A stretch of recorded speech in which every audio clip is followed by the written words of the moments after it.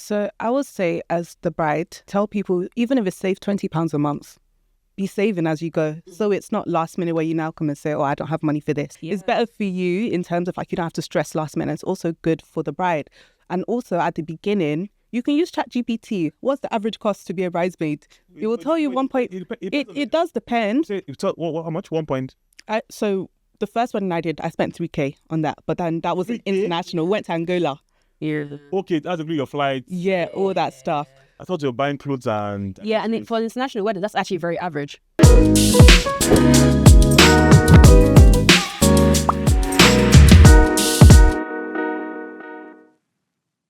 Welcome to another episode of Twirls and Tuxedos. Today I have two amazing ladies, and we're talking about what it takes to be a bridesmaid in this day and age.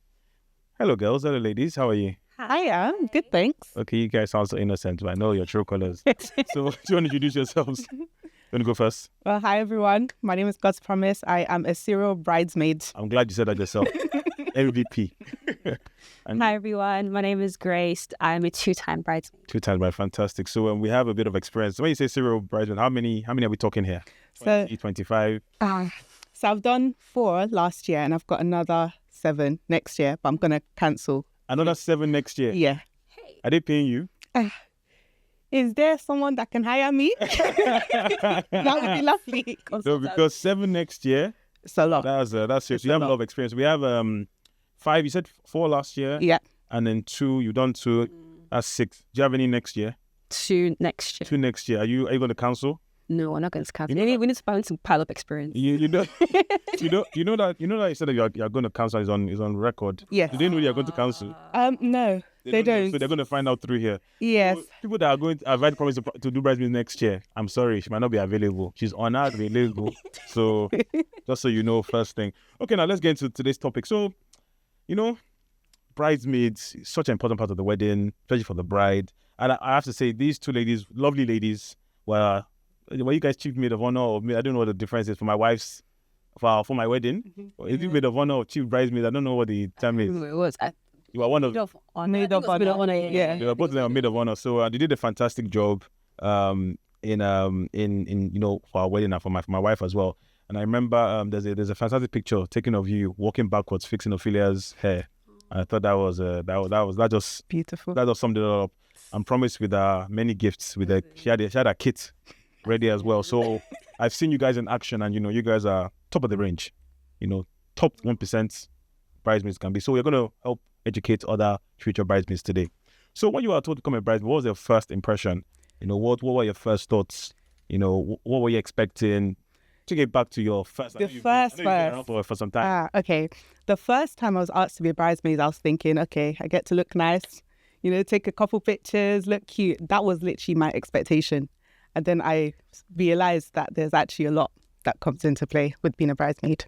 What about you, Grace?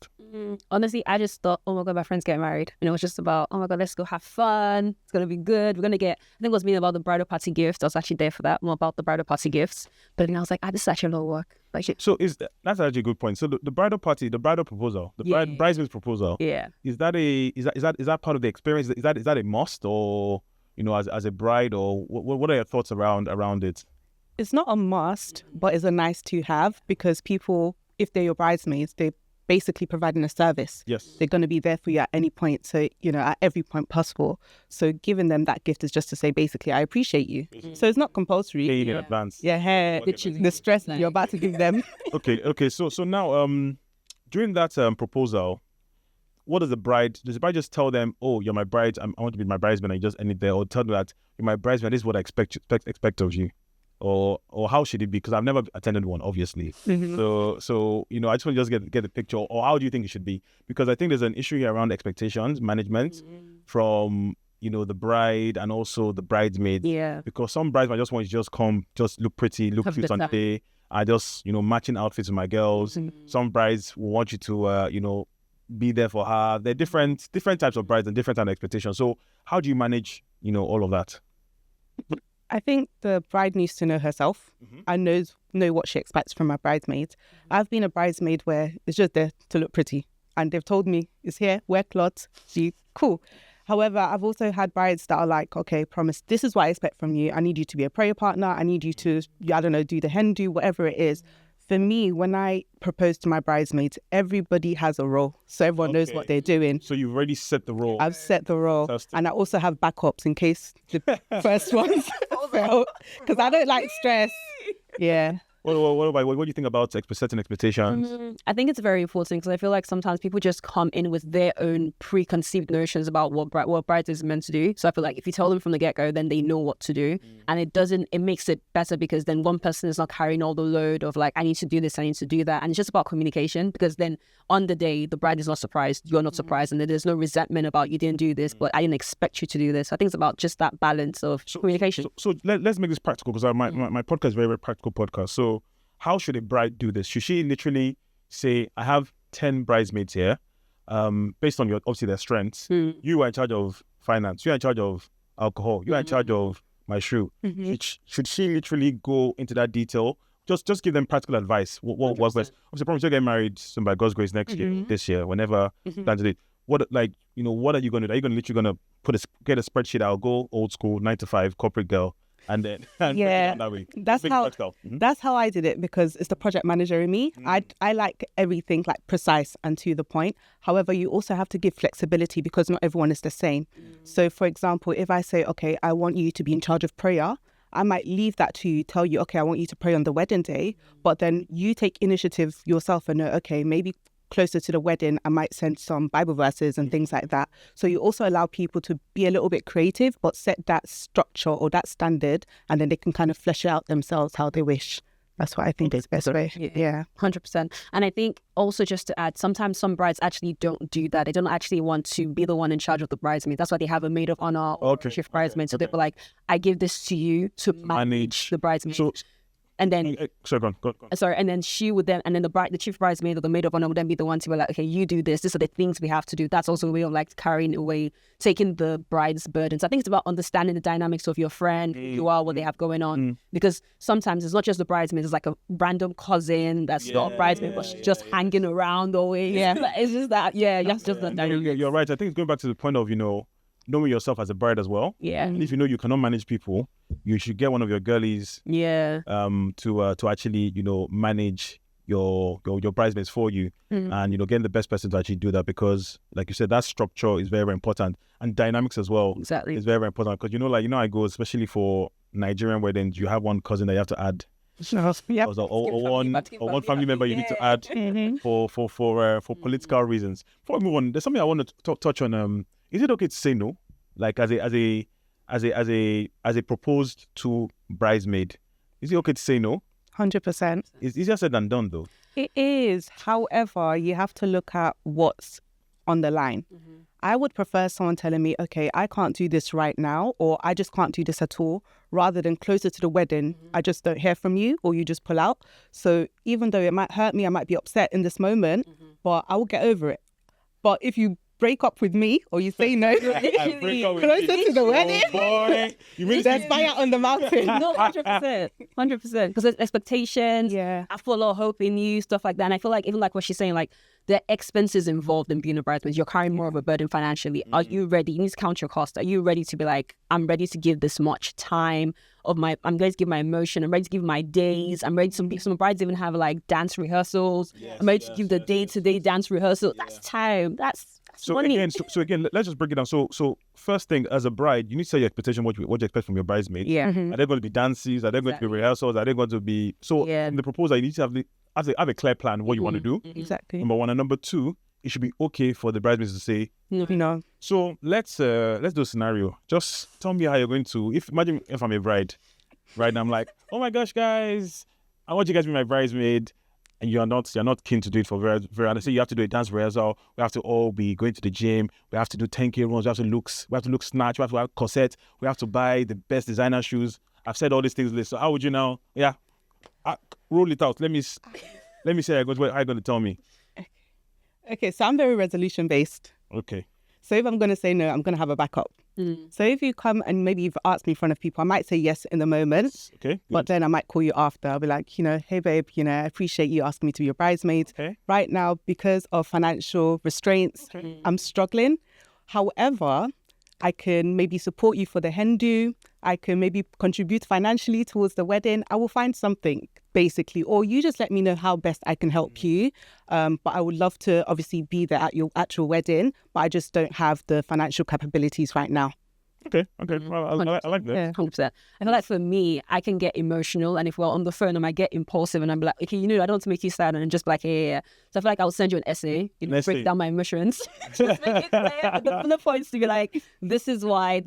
I hope you understand. Hold my to write it for exactly, 100%. Clean it up and then send it. Just because I feel like sometimes people on the phone might get like, oh, change their mind because you start to get emotional. Yeah. And you just have to be honest. If you can't do it, you can't do it, rather than, like she said, disappoint on the day. That would be better. No, I think one thing I want to send home to the future brides and future bridesmaids is that it's okay to say no 100%. as a bridesmaid, one.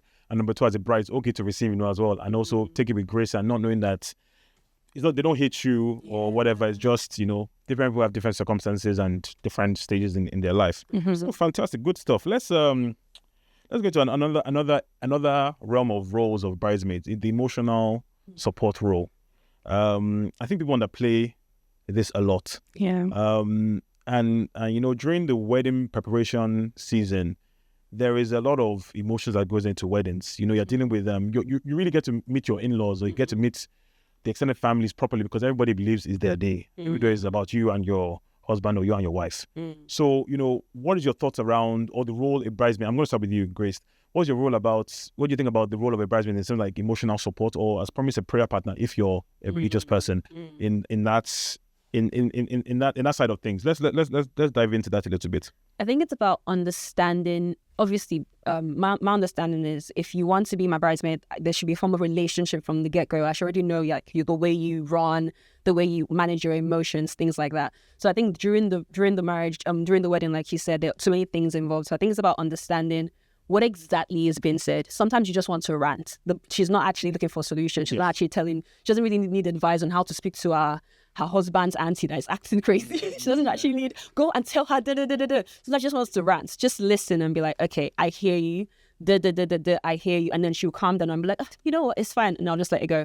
But sometimes it's about, like, just like you said, praying. Sometimes it's about just hearing it out. And sometimes even when you give advice, you need to make sure that you're not giving advice that will cause more conflict in the relationship, because she's going into a new family. It's going past the wedding. She can't be burning bridges. And sometimes even as a single person, and then my friends get married, there's certain advice that I just can't give. I just have to listen and be like, okay, is there someone else you can speak to who's been here before, who will give you the best advice? Because they're just different dynamics. There are things you can't say and the things you can say. So I think it's about just being that friend that can either manage the emotion or direct you to the right person. I think it's that balance of knowing, because you can say things that would then throw the person off the bar, because sometimes you might even have doubts about the wedding. And then you're just like, okay, why do you have doubts? What exactly happened? Or maybe she has an argument with her fiance, and he's like, he's not supporting me with this wedding stuff. Like, actually, literally, and you can't then go and be pouring, oil into the fire. Like, yeah, can you imagine? Calm it down. What you did last year. Literally,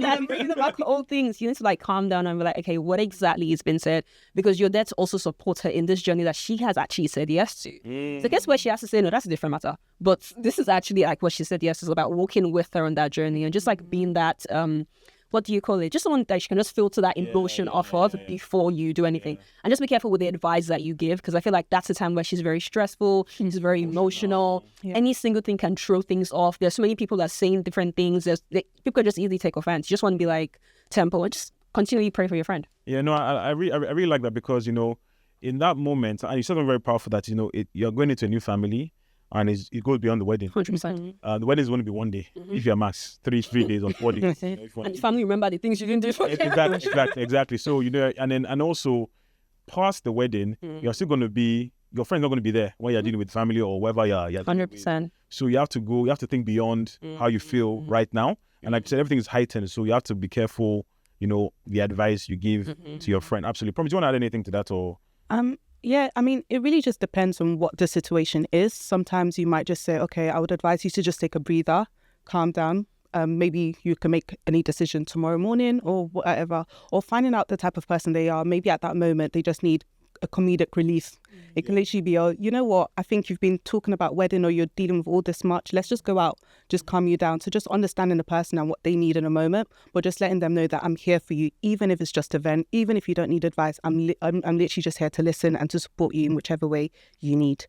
Absolutely. Yeah. And with your vast experience and this with your PhD, actually, Dr. Promise, actually, your PhD in bridesmaidery, you've been doing for the past 2-3 years. You know, how often you check up on your bride, and I guess, is it the same? Would it be the same for all brides in terms of like the relationship, or just I guess it depends on the relationship you have with the person. How often do you check up on the bride? You know, what would you advise? You know, be the cadence for that sort of checkup? Yeah. So for me, it depends on the role that I have.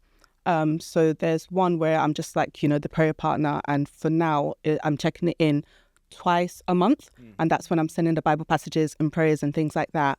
And then I've got like my sister who's getting married as well, so like every other day I'm like, girl, have you booked this, have you done this? So it really depends on what their needs are, and also do they have a wedding planner.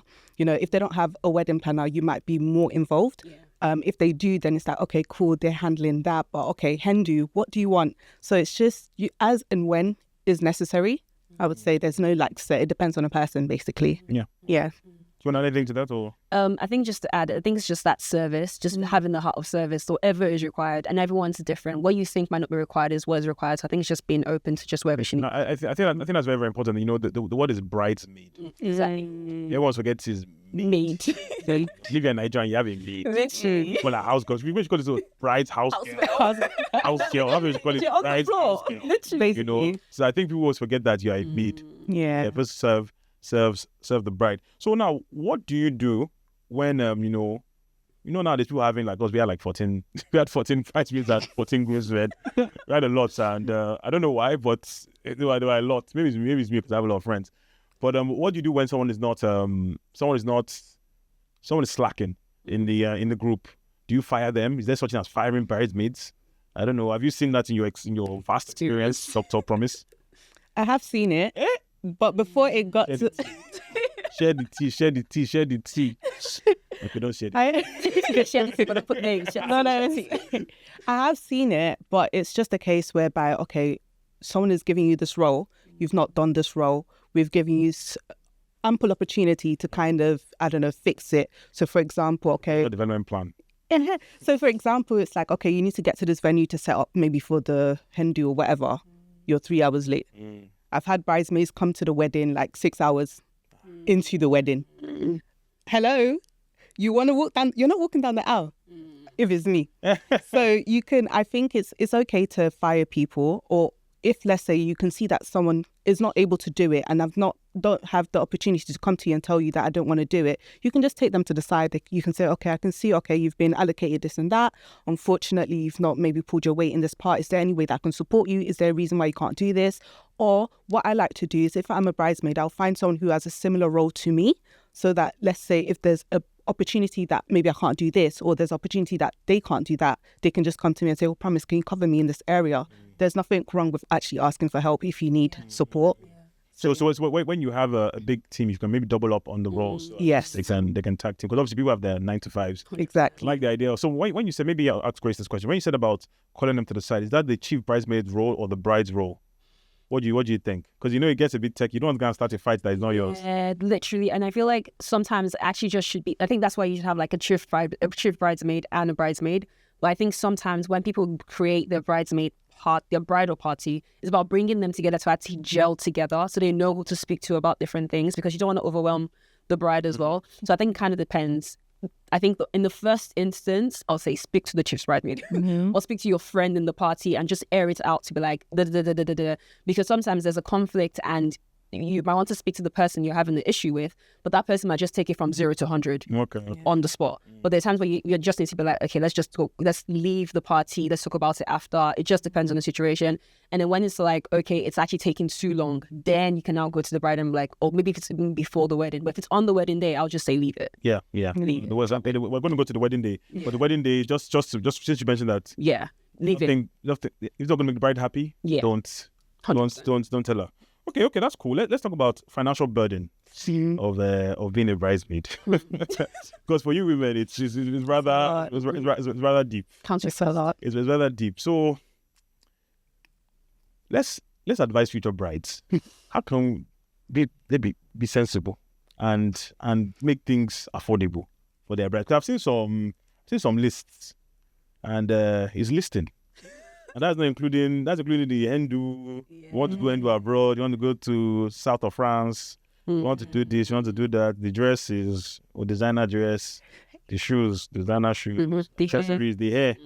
Everybody's in ponytail that is raining now. So what are your thoughts around this? Or how do you manage the financial cost for your bridesmaids? Because we're advising bridesmaids and brides for in this podcast. So I would say, as the bride, what I would always advise is tell people, even if it's save £20 a month, be saving as you go. So it's not last minute where you now come and say, oh, I don't have money for this. From the moment they ask you to be a bridesmaid, or from the moment they're proposed to and you know you're going to be a bridesmaid, be putting money aside. It's better for you in terms of you don't have to stress last minute. It's also good for the bride. And also at the beginning, you can use ChatGPT. What's the average cost to be a bridesmaid? It will tell you 1 point. It does depend. How much? 1 point? So the first one I did, I spent 3K on that. But then that was international. Went to Angola. Yeah. Okay, that's including your flights. Yeah, all that stuff. I thought you were buying clothes and... Yeah, and for an international wedding, that's actually very average. For an international wedding. Yeah. Wait, our own wedding, was it 3K? You know it was more than that. It was not 3K now. It was not 3K. Don't say that online. It was not 3K. It was a lot. It was a lot. It was a lot. I want you guys funny. You. It cost you guys that much? Jesus Lord. Wow, I'm sorry. I didn't know that. Oh, wow, I feel bad now. That's really funny. Look at me trying to come from financial people that are spending anyhow, and I'm one of them. Oh, I'm sorry. But don't you think it depends on your friends though? Like if you know your friends are on a certain level, they got can it. all afford it, then you can do it. Yeah. But if you know that your friends are on different variations, you just have to you need to be sensible as well, just to know what's possible. And I think if it's a case where, I think for example, can I use your wedding? Like People Promise's wedding, when she was doing her bridal party, she kind of gave us a slideshow, project manager, a slideshow of this is the amount you're looking to spend. You ready to I've broken it down. It was perfect, but not everyone will be like that. Some people might just figure out as they go. They So I think it's about just understanding this is what's possible. Obviously, sometimes you actually can predict the amount you will spend. Or give them a ballpark figure. Yeah, exactly. Yeah. And it's your friend. You should know how much she spends. You should know if she's a lavish luxury person or if she's you should just know your friend. And yeah, it's very well. And also that would also aid the conversation of you saying, I cannot do lost seats. Yeah. Not in this season. The economy is difficult. So my wedding, you really spend that much. I'm sorry. I feel very bad. Wow. When we were doing the look at luxury hotel, you don't know. Drinking and drinking. But anyway, okay, no, that's very interesting. Let's talk about all under the financial umbrella, the hen night. Because women don't like spend money. I realized that. Women don't like spend money. They don't like spend money. No, I've had some female friends that have gotten married and they relied on the men to contribute for their friends. So what are your thoughts around hen do's and, who's financially responsible for the hen do? Everyone's thinking now. The friends, no? I'll say the friends. And interesting, another point, I heard a very controversial, is it the bridesmaids or all the women attending the hen do? It depends. Do you think? I think it can be two ways. So if it's just, let's say the bride has a small, friendship group and all of them are bridesmaids, then obviously you would divide that cost. But if you're including people from outside, I would say the bridesmaids will take significant amount of the cost, but you guys are still coming to eat. You guys are okay. So the goal is to divide the amount equally. Let's say you have an average of maybe 40, and then if there's anything exceeding that, then maid of honors or bridesmaids can then cover the difference. Yeah, I think that's how it should. Sorry to put on the spot. So in your slideshow, do you include hen do cost in there? I didn't. Yeah, I don't think that's a bride's thing to do. That's the bride. Okay, nice. Yeah. So for me, what I put under the hen do section is what I wanted, and then at the end I said, don't break your bank accounts because of me. Disclaimer. Yeah, so I gave two different options: one that's quite expensive, and then one that's quite low ball, and then they can decide whatever they want to do for me. Okay. That's interesting. I have a funny story about hen do's. Really? She knows what I'm going to say now. So let me tell you the story. Or this baby is going to cut this and this is going to go viral. So 2 months before Ophelia, my wife's wedding, or 2 months before the hen do, I came to her wedding, your wedding, my wedding. I came to her. I came to her house and I asked her. I said, "Do you guys need any money for me for the hen do?" In a pompous, pompous is like, "We don't need you. What do you mean? Because we have more money. We said we don't need your money. What are you talking about? Yeah. Don't be like my money. I sent you Wala. 1 month before the hen do, she called me. Bro, Papa. I said, "What?" He said, "With that money you are talking about, we did it." I said, "I'm not giving her nothing." You know what she now did? She didn't invite me. She didn't let me enter. And there's a video of me outside looking through the window. She did that to me. So I understand these things, but it is well. It all went well in the end. Okay, now let's talk about the wedding week or the wedding. Let's say wedding week, wedding day. You know, things that she start thinking about. So as a bride, at that point, what should you start thinking about? Obviously, you know, I guess I don't know really what we went to, but I guess fitting has to be done in that week. All the emotions are very, very high. Yeah. All the friends you are falling out with, to, you know, all the aunts and uncles. So, you know, what should be a bridesmaid's role during that week? You know, what should be their responsibility during that week? You guys want to think about it? I'll say in terms of like emotional stability, just checking in with your friend. Are you actually okay? What's going on? What's overwhelming you at the moment? What can I help you with? What do you need to drop off me? In regards to the wedding, what are the things that people are calling you for? Where the family coming in that you actually need me to? Because I think another thing that would be good for bridesmaids to do, again, depending on the family dynamic, is give people the contact for the people they need to speak to. Like, leave, don't be the middleman, just like hand over, delegate. So the bride gives family contact. The bridesmaids, I think we did that for that one. Yeah. So I feel like because things just start to get so like in your head in terms of like who to speak to on the day, stuff like that. Obviously, pray for your friend if you're religious.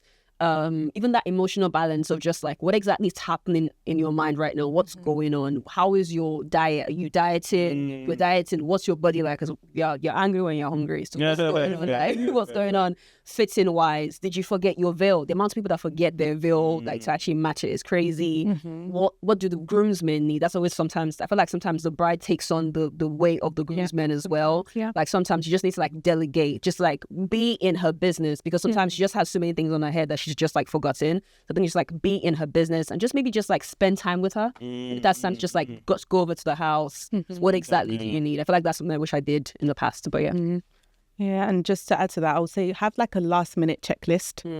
Like just things that people can easily forget, like you said, even rings. People have forgotten rings in the hotel room. So just things like that, just tick it off, like even like the night before, okay, have you got this? Have you got that? Okay, you've got a wedding dress, maybe we need to get a what do you call it? A steamer. So have like that emergency kit as well. So just all these things that you can forget. Emergency kits. I thought that was quite that was pretty cool. When I heard about it. I didn't see it, I heard about it. You heard about it. Heard about it. Tell us about emergency. Yeah. This is your moment. So I think Dr. Promise speaking now. So I think it's very important to have an emergency kit because anything can happen on the day. So I just kind of Googled what you might need in an emergency kit. It can be things like eraser. So if something spills on, you know, the wedding dress, you can clean it. Things like hand cream, you know, stuff like tissue in case the bride is going to cry. We even put the tissue inside the bouquet just in case. Nice. Just little things here and there. The groom's going to cry. Deodorant, things like that. So yeah, just being prepared. There was also a glove, a white glove. Oh yeah, the white glove. Yes, white glove, because you don't want to stain the dress when you're helping her zip it up and stuff like that. Yes, there's a picture of my auntie actually helping Ophelia with her dress, and she had the white glove. The glove, And I saw Dr. Promise in the corner written on the gloves, sponsored by Dr. Promise. So yeah, absolutely, those things are very, very important. You know, in terms of like ensuring that you're there for the bride and you're supporting her. So now on the wedding day, you know, what is your role on that day? I think we were lucky because when we got married, we had a huge apartment or 3 floors, and our lovely maid of honor stayed in one of the rooms. We had a 4-bedroom house. She stayed close to the bride, very, very close to the bride, which was very, very nice. It was very, very nice. So even though she was distorting our wedding nights, but forgive her for all of that. It was needed for our presence to be there. So on the wedding day, what is your role? Like I think we touched on it a little bit, that on the day, if you're going any information the bride hears, if it's not relevant, if it's not going to make her happy on that day, don't mention it. So what is your role as a bridesmaid on that day? I just want to get your thoughts. First thing, take her phone. Yes. No one should really be in contact with her on that day. They will call you if they need you really that badly. Another thing, make sure that she's had something to eat, even if it's just fruits, veg, things like that. Ask her, is there like any last minute things you want me to do right now? Even if she's like, no, there isn't, you look around and find something to do. There's always something to do on that morning, 100%. Whether it's you need to print out vows or whatever it is, just be on job and just make sure that every other bridesmaid is on job as well. So calling people, you might not want to, but are you ready? We have 10 minutes left. We have 20 minutes left, because you know there's some people that are not good at time management. So just making sure that any way to alleviate that stress, you're literally there. Whatever is happening, the bride shouldn't know what's happening. So just try and cover where possible, basically. Yeah. And just to even add, like, you should be ready. Like, wake up and make sure your face is big, your hair's ready. You should not be the one delayed. I feel like the amount of times where we've heard of weddings. And I've seen the bride thing is there. Having a good time. They're not forgetting why actually. So it's just like that balance of like making sure you're good to go. And again, back to that word, service. If you're going to be a house girl, let's house girl. It's not bridesmaid, but it's bride house girl. That's what we're going to call it. You know, be ready to serve. I think that's just it. Yeah. No, absolutely. You know, I think you know, just finding something to do. There's always something to do. And just make yourself useful in the room or in the area. And now let's just take a moment to reflect and just think about the bigger picture. Why does this all matter? You know, why the bigger picture? You know, thinking about the emotions. You know, why does it matter to be a bridesmaid to your best friend, to your friend? Why does it matter? And why should you want to do a good job on the day? Just thinking about, obviously you're getting married, so I guess it's more relatable for you right now. Thinking of that. Why does it matter? I think it's just very good to have a community. Sometimes, like, I've heard lots of brides who feel like they're doing it by themselves. But sometimes you just need someone just to talk to and say, oh, promise, like, you're overthinking this. It's actually really not that deep. So having that community, and it just feels like a family, and it helps just alleviate the stress. I just think every bride needs that community, to be honest. Absolutely. Yeah. And just to add, I think it's just you're entering into a new season of your life, and you just want to go in with your community, with your friends, with your family, and just, I think, we're talking about house girl, but it's about having fun while being a house girl. Just like you're actually doing it with your sisters. So just, you know, or your brother, depending on what's going on with you. And going together. Going together. I think that's important, because you will remember that day of who was there with you on that day. So you want to make sure like you have the people you actually want to be with you in that day. So no, absolutely. I think that. I think also, as a bride, when you see your bride's face walking down the aisle and everything, it's so beautiful to know that I was part of. Yes. And I have to say, I give you guys so much respect after our wedding, because I knew what you guys did for us, and you know, I got you guys for life. I told you guys, I got you guys for life. I got you guys, because you know what you guys did for my wife was absolutely above and beyond. And you know, anytime I think about our wedding, we think about that moment, and you're absolutely right. You know, it's that creating that memory together with community. So absolutely, no. Fantastic. So the final question. Of course, summarizing now, 3 characteristics of a good bridesmaids. Maybe should we do one each, or okay. Each, so someone does not steal someone's identity. Okay. So God's promise, you go first. Proactiveness. I'll say service, sacrificial service. House girl service, Sandra. I would say hype man. Hype man, I like that. I like that. Hype man. I like that. Problem solver. Okay. Crisis management. Same thing. I'm not taking that one. Same thing. Crisis management. Same thing. I'm not taking that one. Give me another one. Therapist. Therapist. Yes. I like that. That's a good one. That's a good one. Last one from you, Grace. Time manager. Fantastic. No, thank you, ladies. Thank you, serial bridesmaids and upcoming bridesmaids. Thank you so much. I hope you guys have learned something from this. Talking to amazing ladies here who have done it time and time again, and they've actually added value to their brides experience. So hopefully you can take 1 or 2 things from them, and make your wedding day extra special. And if you're a bridesmaid, if you cannot do it, just say it immediately. If you're a bride and tell you they cannot do it, don't get angry. There are many ways they can serve you. And nowadays some people don't even have bridesmaids anymore. That's true. And what I've realized with those ones, that the people that want to show up will still show up on the day and be your house girl or your support. Your support system. So I just wanted to make sure that we do this podcast so the brides can watch it and brides can watch it. So thank you both for joining, and thank you guys for tuning in, and see you at the next episode at Twirls and Tuxedo. Thank you. Bye.